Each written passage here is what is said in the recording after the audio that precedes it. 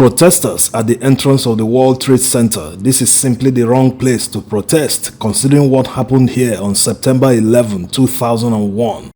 Considering that some of the people they are protesting for actually jubilated and honked around in their streets when 9/11 happened. Atmosphere, the V sign for victory being displayed in East Jerusalem today among jubilant Palestinians that the United States had been subject to this attack. Also, considering that in 2011, Hamas condemned the elimination by US forces of the 9/11 mastermind. So protesting at the World Trade Center for anything, not just for what is happening in Gaza, is very insensitive because of what it means to many people, especially the family of thousands of people that fell victim to terrorism. It's very understandable that these protesters want to be heard. They want the authorities to address their grievances, but there's a limit to how they should go about it. They risk losing support of the people, and there's a kind of protest that people will do. They will end up sending a message about themselves rather than the message they want to portray in the protest. This one is an anti-Israel protest. They are doing it at the World Trade Center. By staging the protest here, they kind of agree with what Israel says, that they are fighting terrorism. Or are they trying to say that Israel caused 9/11? If people stage protests to disrupt economic activities, ordinary folks around that are affected by the protest won't even bother reading their placards or posters. What they will be preoccupied with is the fact that these protesters are impeding on their right to free movement.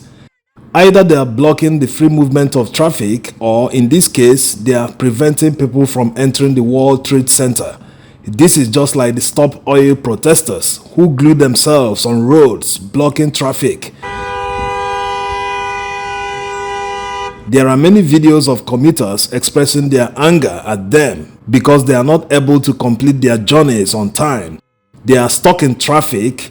Even emergency services are in most cases affected.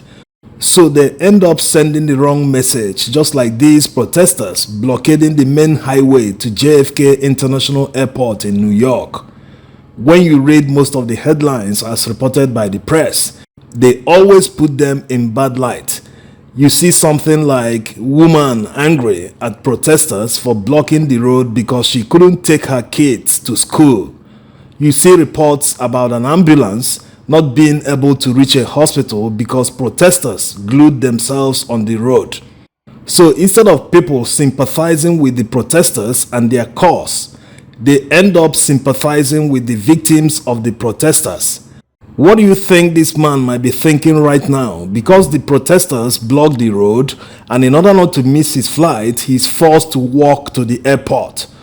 Why should he pay for something that he's not part of? He didn't cause what is going on in the Middle East. Anyway, the police later came and did their job. Credit to Tyler Jane and Freedom News TV for the wonderful footage. Everyone knows what it means to be late to work, or a kid being late to school, not to talk of emergency services. Someone's home might be on fire right now, and the fire services need to attend to that quickly. Or someone urgently needs to get to a hospital to receive a life-saving treatment. So disrupting economic activities and blocking traffic shouldn't be the target of serious protesters. Like the saying goes, two wrongs don't make a right. Protests that disrupt economic activity or ones that impede on people's right of free movement are all counterproductive. Also, the location where a protest is staged is very important.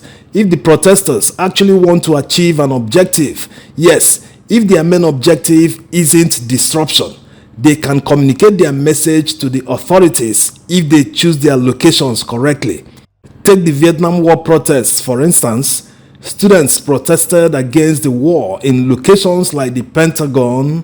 They targeted President Nixon and Johnson directly, although at the time it later turned violent, but their targeted protests put a lot of pressure on US authorities, which eventually led to the end of the war. Coming back to anti-Israel protests, there's something that the protesters should be protesting about. When you read some of their placards, you see "Stop the War," ceasefire now. Are they aware that Hamas rejected a ceasefire deal proposed by Egyptian officials? Let's see some details about the deal.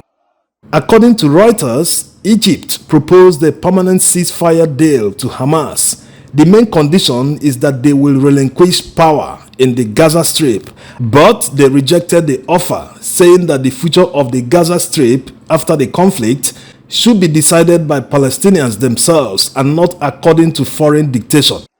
If Hamas really cares about a ceasefire, they wouldn't be adding preconditions to it. They wouldn't be so much concerned about retaining power. The ceasefire should be the top priority to them if they really cared about it. So their position seems to be against what the protesters are demanding. They are demanding a ceasefire. Egypt brought a proposal that Israel agrees to, but unfortunately they rejected it. So this is just to put things in perspective so that people will understand what they are protesting for or against. Anyway, going by a recent poll of some college students in America, about half of them do not know the name of the river they sing about, from river to the sea. Thanks for watching.